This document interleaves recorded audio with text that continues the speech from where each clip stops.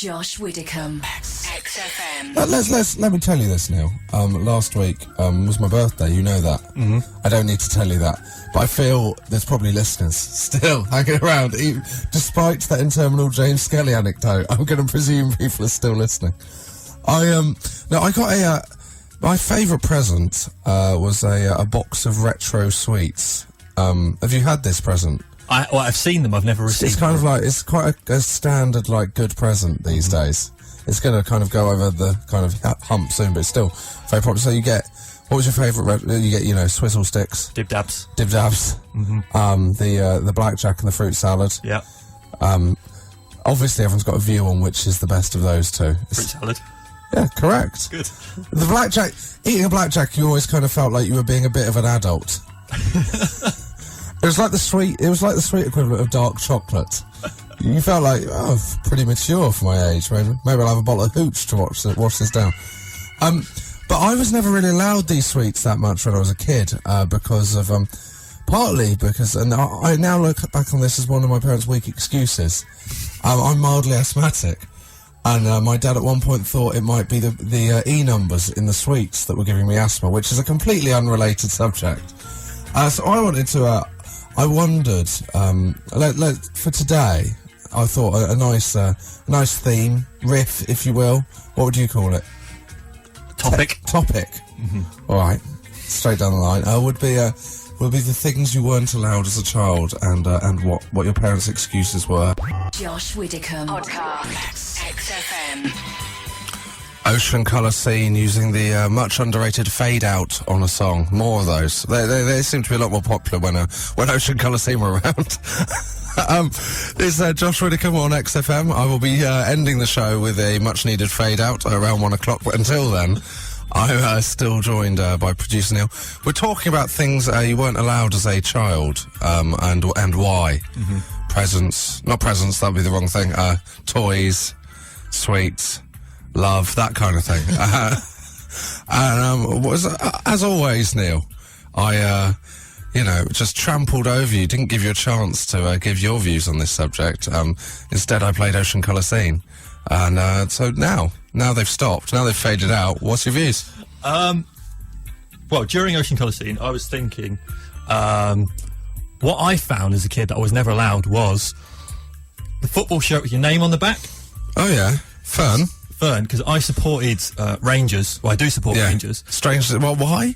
Because I was born in Scotland, despite my accent. Oh, right, okay. Whole family's Scottish. Because my dad justified that they actually didn't come... That habit of putting your name on the shirt. Yeah. It didn't get introduced to Scottish football about 2 years after English football. Oh. So you weren't allowed fern on the back? No. Well, that obviously would have been a legal move, to have fern on the back. It's like when you see... people who have other words on the back, and you think that's just not allowed. Or the worst, when you see an outfield shirt with one on the back, you think you don't know football. That's completely I just don't even know where to start with how much that winds me up. Or 99, that's the other one. Why? Yeah. Well, that is allowed, obviously. Occasionally, you get a kind of eccentric flair player that will have 99. But I just think I don't know why players aren't. I mean, I don't want to get old. I know it was my birthday last week. I don't want to sound old, but I don't know why players aren't just numbered 1 to 11 like they were in the old days. What was wrong with that? We all knew the positions: 2 right back, 3 left back. This isn't radio.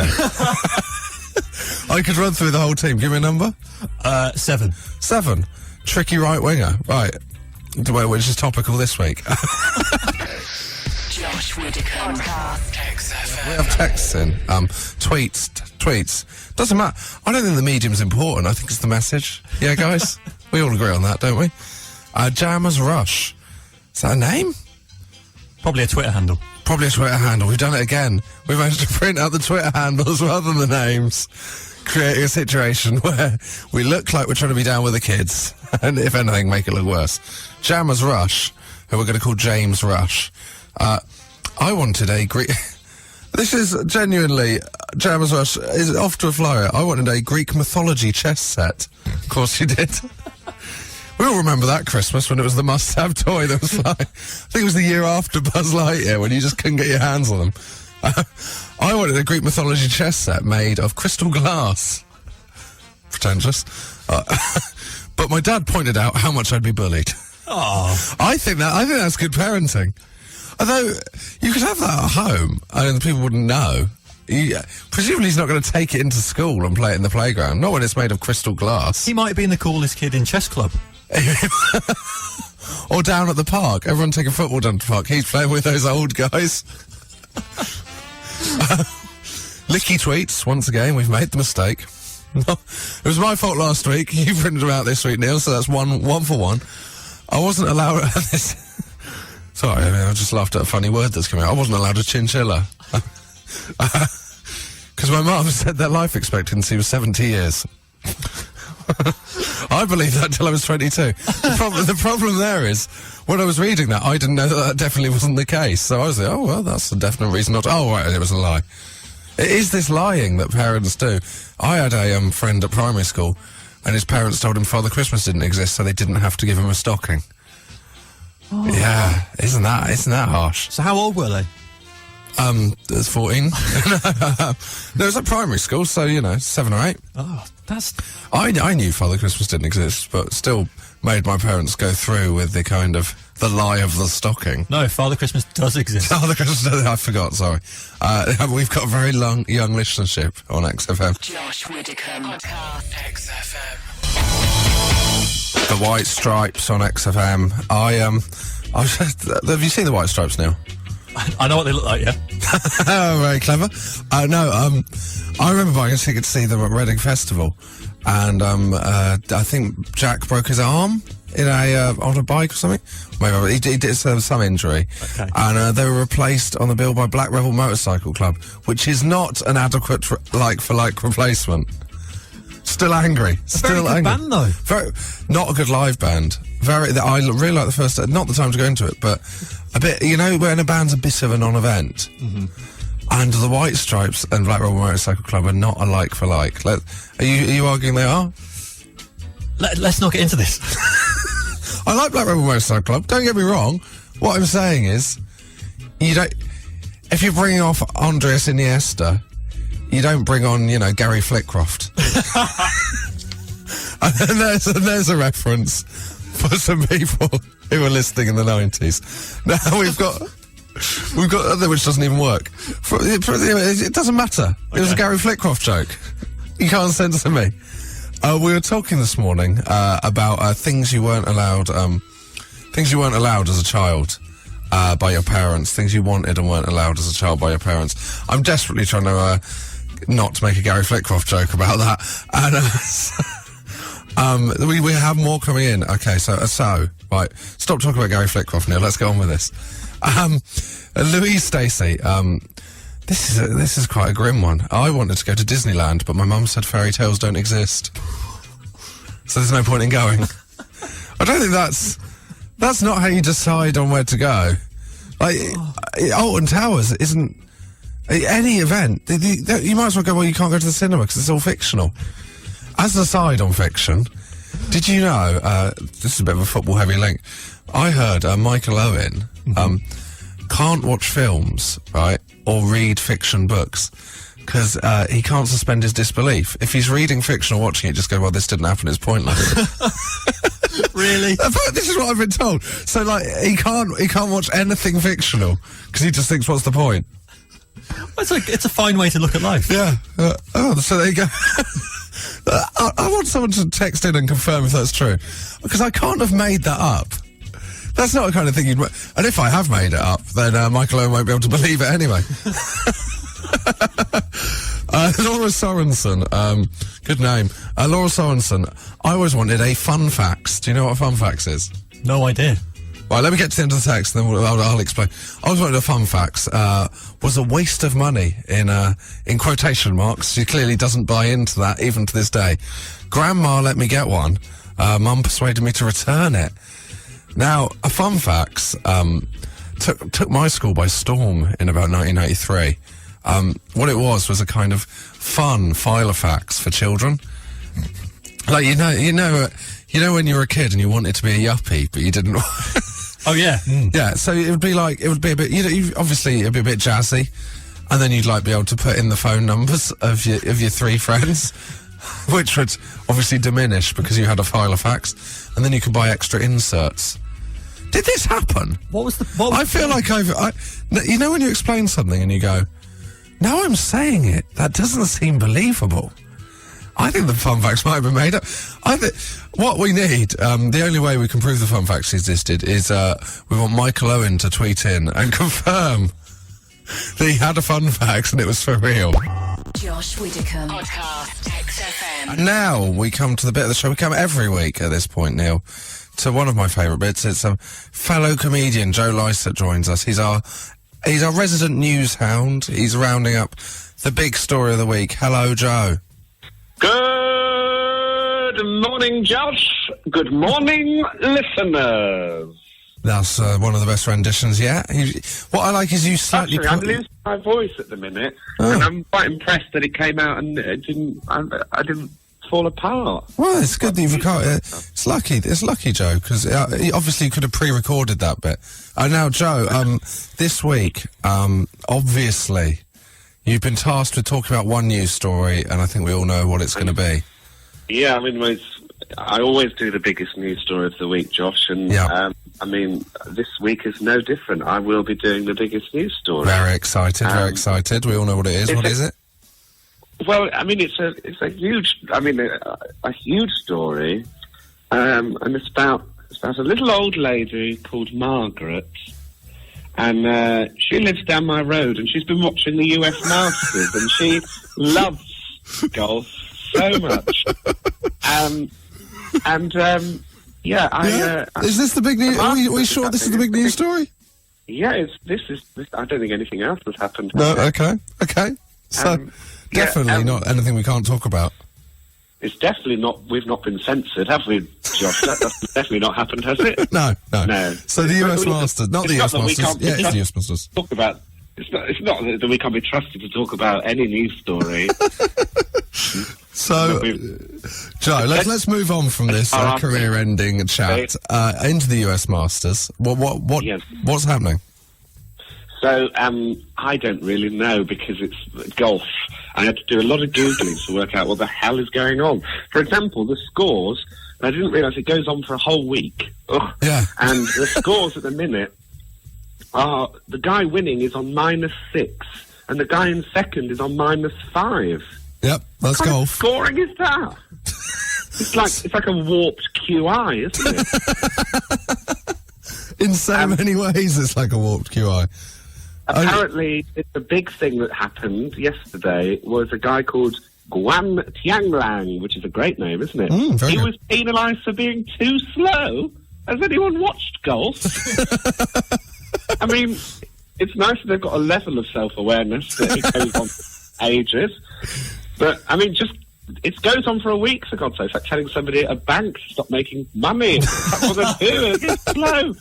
It is. I mean, it is strange that the big news story of the week is dragging on far longer than it should, isn't it? Who are you backing to win? I'm going to back Guan Tianglang because he's taking ages. I think good. I mean, he must be good if he's taken that long on each shot.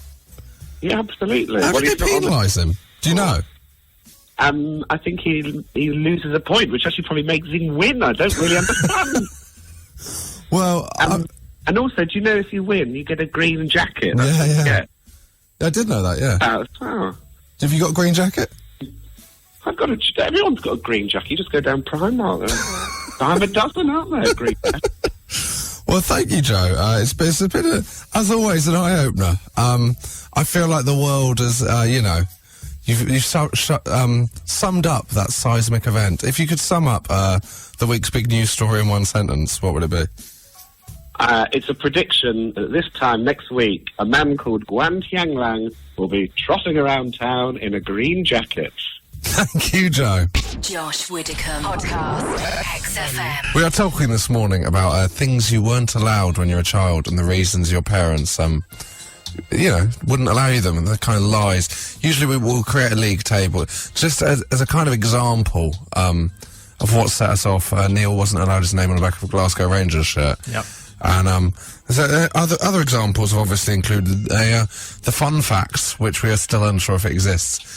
So we are talking about this. We did get sidetracked. So let's clear up a sidetrack we had. We got talking about Michael Owen and how I had heard that he couldn't watch any fiction or read any fiction because he couldn't suspend his disbelief. He felt it was all pointless and futile. And hey, isn't everything, eh? Hey, guys? But let's move on from that philosophical point. And I said, is this true? And we've got a response. Jonathan Murphy has tweeted in a link to a Guardian article, the newspaper of truth. Owen, this is a quote. Owen has intriguingly revealed, and it is intriguing, intriguingly revealed that preferring to deal in facts and reality, he struggles to read fiction or watch dramas on television. Now, that is confirmation. And it says that arguably this lack of imagination saw him treat his time in Spain at Real Madrid as a business transaction rather than a great adventure. Anything that followed Michael Owen's career would argue it wasn't a great adventure after that time in Spain. But that's astonishing. It is true. Michael Owen can't read. I wonder where he sits with those kind of...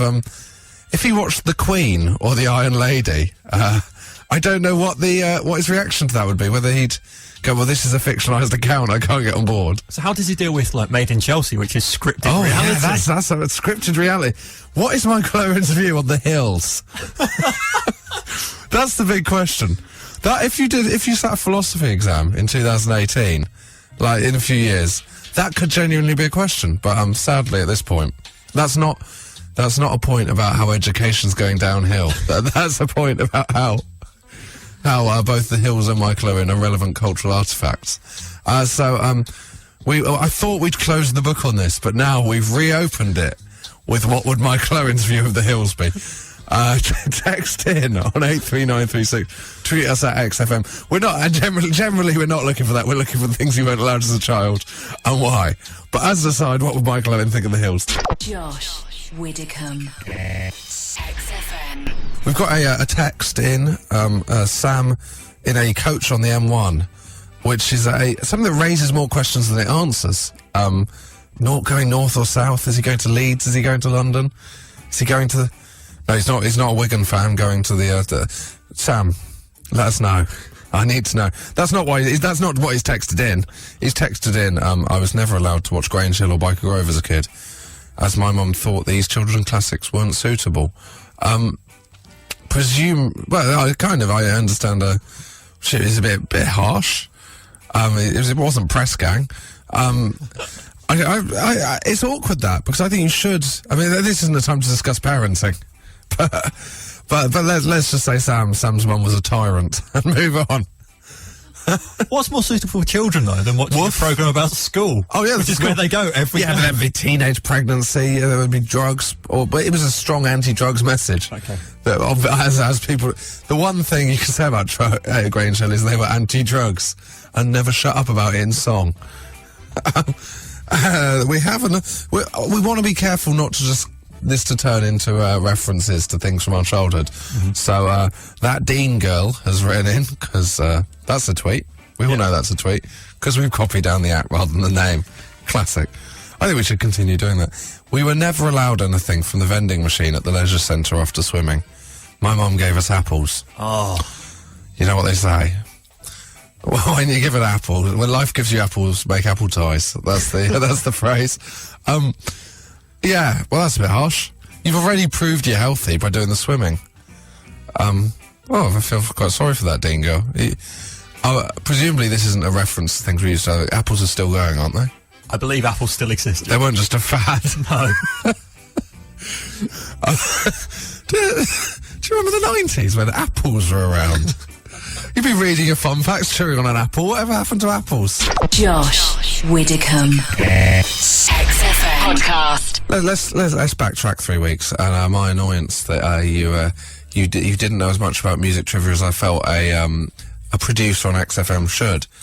And then I thought, well, to educate you, maybe I'll tell you a piece each week, and then you can drop it into conversation, and we can see if it's successful or unsuccessful. Okay.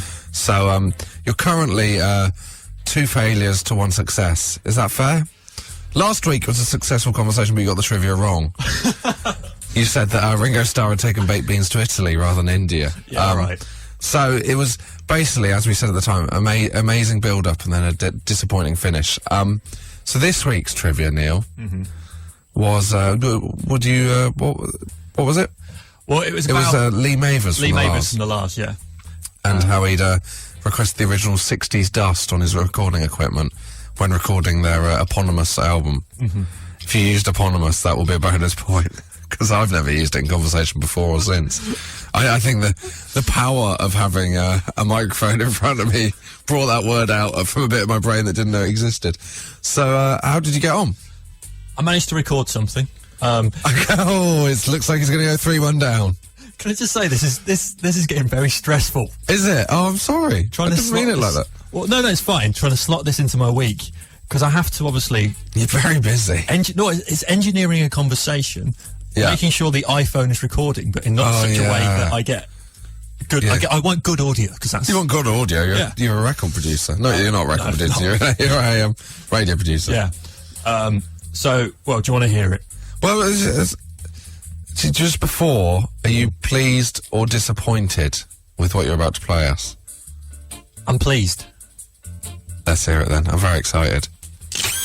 Will we go shopping tomorrow? Do we... Can we pause it? I've realised we haven't created the context. I'm presuming it's with your girlfriend, wife. It's with my wife, and we were... Because if it's with someone at work, this is a very weird opening. It's with my wife, and we were... I was writing the shopping list. Okay. Householdy products or anything, all alright. We know where this is going. Don't need any furniture polish or dusting or anything like that. No. If you did need dusting... Interesting, a little bit of nugget of information about dust. You want to hear it? Yes, I really do. You don't, do you? Good wife. No, I do. Just humour me. Okay. Lee Mavers. You know who Lee Mavers is? Yes. Oh, good wife. I don't know. Oh. You don't want to hear this, do you? Well, I'm going to tell you. Lee Mavers from the Lars, when they were recording their album, he wanted original 60s dust to give it that kind of authentic feel. We definitely don't need any furniture polish or anything. Oh dear. Oh well, I thought you did very well there. He lacked confidence. Like, you could have ploughed into it 5 seconds. You did that thing where I realise there's been too many football analogies today, but you did that thing Arsenal do, where you're afraid to take a shot. You kept passing it around the box. I was really paranoid that I hadn't pressed record, and I'd lost my window. Now, does your wife listen to the show? She does. So does she know? She will now. Presumably, like when they do a prank on like Trigger Happy TV, they then have to go up to the person afterwards and get them to sign a disclosure form that they're all right to be on TV. After this, do you go, when the recording stopped, do you go, that was just for the radio? No, I try and bore her to death most times, so it's fine. Fits in perfectly. Yeah. I'm going to give you a point. Thanks. It's 2. I was impressed with that. So I'm going to take things up a notch. I'm not going to take things up a notch. It's 2-2. Okay. It's exciting, isn't it? I think we're going to play first to 5, and then the features run out of steam. Okay. Deal? Yep, deal. So 2-2, it's, or maybe we should do it like a tie break in tennis. You've got to be 2 clear points ahead.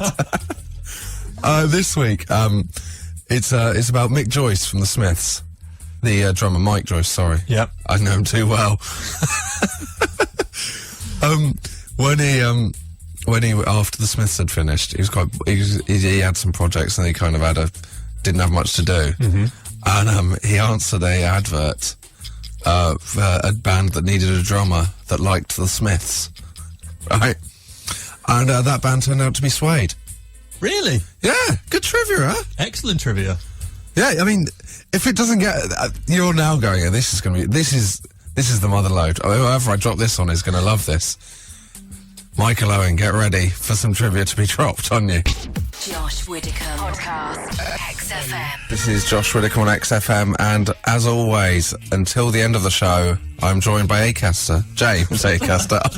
I was overly familiar. It's come to that. It's come to that. Yeah. James Acaster, Jim Acaster. All the listeners are on second name terms, I mean. Hello. Hello, Josh. How are you? Pretty good, man. Yeah? Yeah. Pretty good, man. You've got the world's biggest tea. I have. Obviously, you can't really appreciate it because it's radio, but it is the size of a small plant pot. Yeah, no, I know, and it's sponsored by someone, which we're not going to talk. But you feeling okay? You made it sound like it sounded like sponsored by something really awful, horrific. Well, good. How are you this week? Yeah, good, thanks, man. Are you all right? I never ask you. No, suddenly the hunter has become the hunted. How do you like that? Prey. Talk about your emotions live on the air. I'm good, actually, yeah. Yeah? I feel a bit down. Oh. Sorry to hear that, man. Well, if you need someone to talk to. Yeah, this isn't the time or the place, it's the person. Well, good, I'm glad. This week, James, any standout events? I had, my friend had me over yesterday daytime for Pancake Day. We had a pancake day because you missed the we missed the actual one, so we thought we'll do it later on in the year. How was it? What did you have? Oh, it's brilliant. The best one was this is the ingredients that I bought, so maybe I'm biased. Anytime I go to stuff like this, where you got to bring your own food along and everyone brings stuff, my favourite thing is always the one you bought. Was the best. But we had marshmallows and salted caramel. Oh yeah, that is good. Wow. Good. Well, very exciting week. Thanks, man. Well, I mean, this is generally a more kind of high energy comedy show, but for a moment we've got into a kind of... If you don't get high energy from hearing about salted caramel, then I'll pity you. Or eating it. There are people listening who probably haven't tried salted caramel. It's changed their lives, mate. It's really taken off, salted caramel. The things that have taken off recently are salted caramel and those green olives with stones, as opposed to the marinated olives that you can't avoid if you go into Pizza Express. Yeah. So not at the same time. Don't combine the salted caramel olive. What we've proved in this link, don't talk about food. It's great to talk about it. I had a crepe once. I had a crepe once that had salted caramel in, and it was I said salted caramel. It was Malibu, banana, and coconut, and they called it a babana Mali. You know how to live, don't you? Yeah, I eat babana Malis all the time. Yeah, well, good. I'm glad we're not talking about that this week. Sadly, the texting isn't babana Malis. when and where have you eaten a babana Mali? The weirdest place you've eaten a babana Mali. Where were you? Tweeting. Where were you? I was in the Alps. Well, you've set the bar high on that tweeting. Beat that, listeners. A mountain. That's not what we're talking about, sadly. That we'll have to save that for next week. If you have got a place you've eaten a babana Mali, then you know, don't tweet. Do tweet in. Of course, tweet in. Tweet in. All right. Okay, you've come in very cocky. At XFM or text us on 83936. What we're actually talking about is things that you desperately wanted as a child, but your parents wouldn't allow you. And I'm sure, James, that you've got... babana Mali would be number one for you. Day and night I was screaming for a babana Mali. Josh Widdicombe podcast. XFM. We're talking all morning about the things your parents wouldn't allow you to have that you desperately wanted. Yeah. And I presumed... I've met your parents, and they didn't rule with an iron fist, from what I can tell. Well, they're very nice to you. They love you. Yeah. They let me have whatever I want. Yeah. So what? How are they with you? Well, there's one standout thing, and this probably won't surprise you what it is. But it was the album Spice by the Spice Girls. Their first album? It's the first album, the debut, classic. Yeah. The best one. Yeah, they went downhill afterwards. I wanted it so much. I loved the Spice. I was a member of the Spice Girls fan club. Were you? Yeah. Amazing. 11 years old. That. What does that involve? You obviously write in, send your address and stuff, and then they send you a membership card and things and a lot of pamphlets about girl power. And I think it's the same with joining the Black Panthers. Yeah. It's actually the same admin team. But occasionally they're getting mixed up. Yeah, you go, well, better start doing this. But also, what was if you were able to access this Spice Girls fan club database now, you wouldn't find me on there because they misspelt my name. Yes, of course they did. So on my Spice Girls fan club card, it's Jane Acaster. They assumed you couldn't be a boy. Oh, nearly. James Austin. James Austin. So they tried to make me sound like Jane Austen, a bit more. It's like if as soon as you join, you get like a strong female role model name. The debut album was coming out. I was excited. And I'd asked for it for Christmas, and it was all I talked about throughout November, just going on about, I'm going to get spice. Yeah. Please tell me I'm going to get spice. They didn't misinterpret and give you some capsicum. Yeah, I mean, it's a lovely rack, but there's a joke there that I'm not going to make about the Spice Girls and a lovely rack. Sometimes I throw those in just to bait you, mate. But if you did make that kind of joke, that's not respecting girl power. And I, for one, am offended. I'd expect a lot of other people to be. I didn't make the joke. The implication was there, mate. It's not what you said, it's the way you said it. But my dad left it until we went on a family swimming trip to the Kempton swimming He just bath. left you in the swimming pool. Yeah, just drive. We haven't got in spice. We're at the swimming pool. Can I just say, it's not like it would be difficult to get a hold of. Well, here's the thing. I wasn't the only one in the family who wanted this album. Oh. My sister also wanted Spice quite badly. Your dad wanted it. My dad wanted it for himself. Understandable. David Acaster always loving listening to Spice. But we were at the swimming pool, and he said to me and my sister, look, so I tell you now, I don't want any incidents on Christmas Day.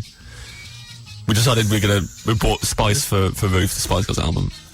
Which Sophie's choice. Yeah. He's chosen your sister. And we were kind of like, I remember I was treading water at the time. Not metaphorically. not in life in general. This is a bad time to tell me. Just tipped me over the edge. Your grades had plateaued. I was hanging out with a long crowd. And so my response... You were treading water at the time. Was your response just to sink?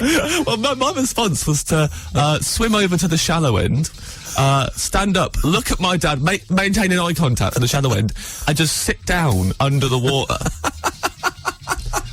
in an attempt to drown myself. Did it succeed? No, there came a point where I was like, you know what? I could probably just borrow the album off Ruth when she gets it. She'll probably lend it to me. She's a good sister. So what did you get? I got Definitely Maybe by Oasis, which I think everyone would agree was actually I was the winner there. Well, David Acaster played a strong hand though. He actually helped you in many ways. I'll never doubt him again. And this, as we've already we joked about off air, is a song. This is James Lade. And if you can't make a joke about that, then girl power didn't work out for you. Josh Widdicombe. Podcast. XFM. Have you got any texts in, James? I've got a few tweets. This is my favourite one. Is from Sausage Monkey 78. Yeah, I love it when there's numbers at the end. It implies that 77 people already have the name Sausage Monkey. It says, I wanted to go to a convent school so I could wear a hat. Less is more sometimes. But that paints a better picture than you could ever do with words. Yeah. I wanted to go to a convent school on the off chance that one of the teachers would be a showgirl from Vegas on the run from some gangsters and possibly undercover and join the choir. Does it say if they got to go to the... No. It doesn't say if you got... I mean, Sausage Monkey, if you're listening, 78, not one of the other Sausage Monkeys on Twitter. Please tweet in and let us know if you got to go to convent school or even wear it. I mean... You could wear a hat outside of the context. That's what... I imagine that's what their parents would have... That would have been Here's the deal. You can wear the hat, but you're going to the school that is closest to our house.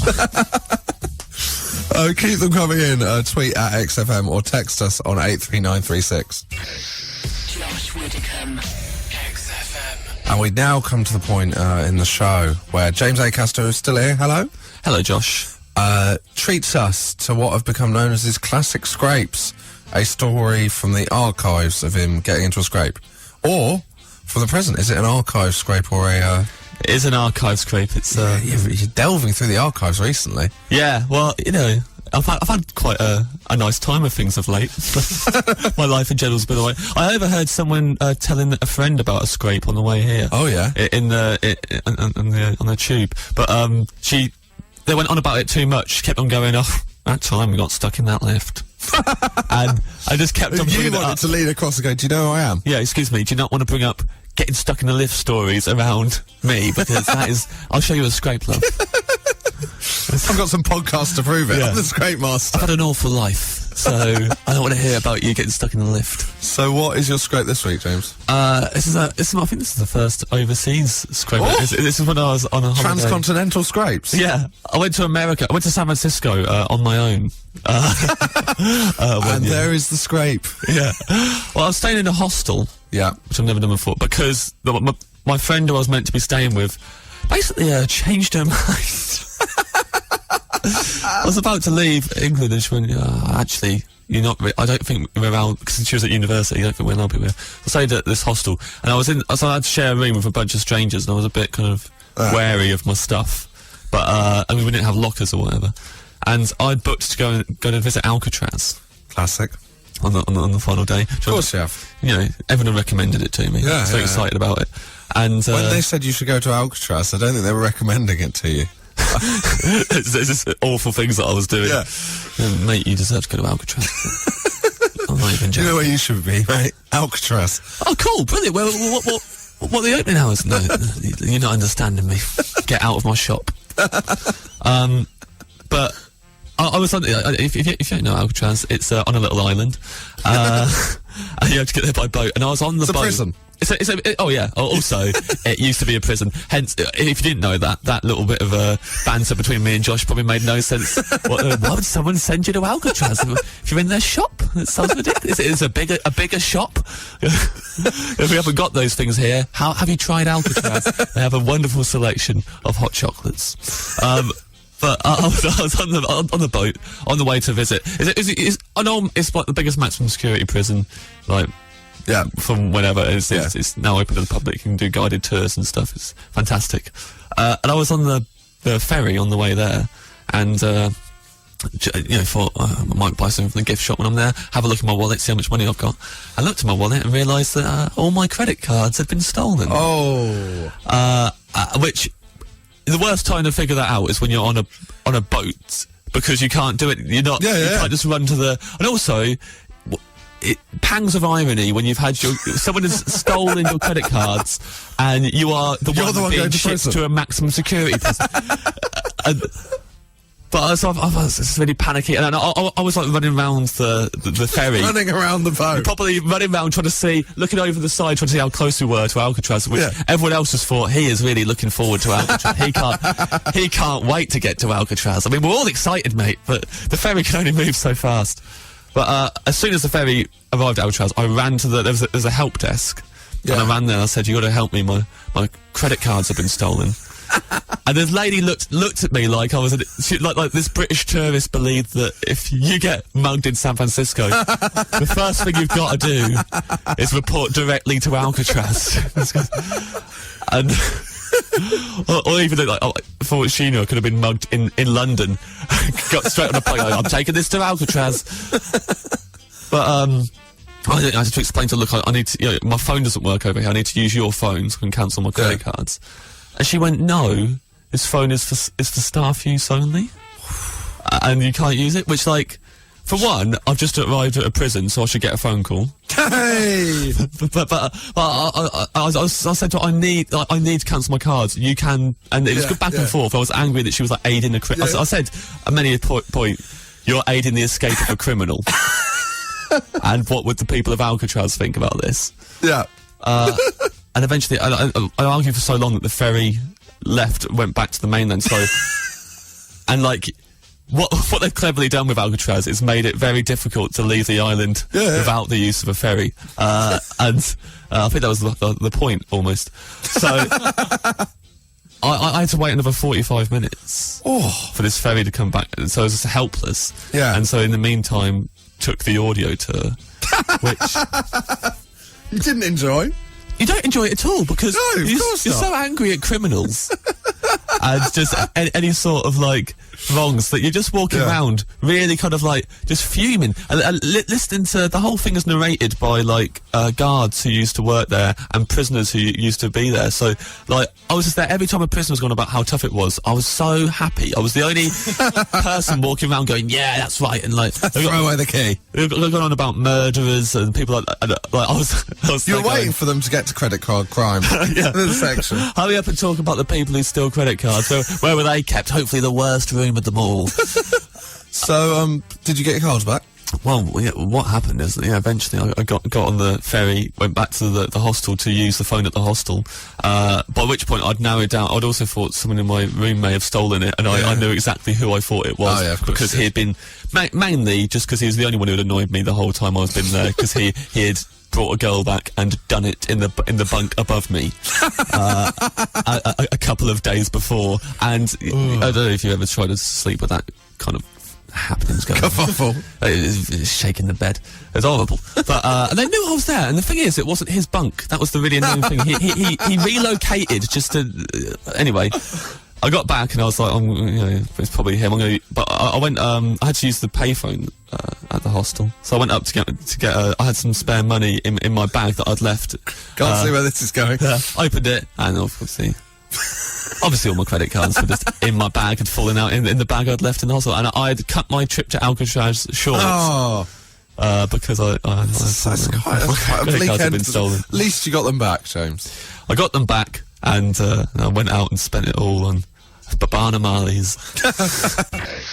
Josh Widdicombe. XFM.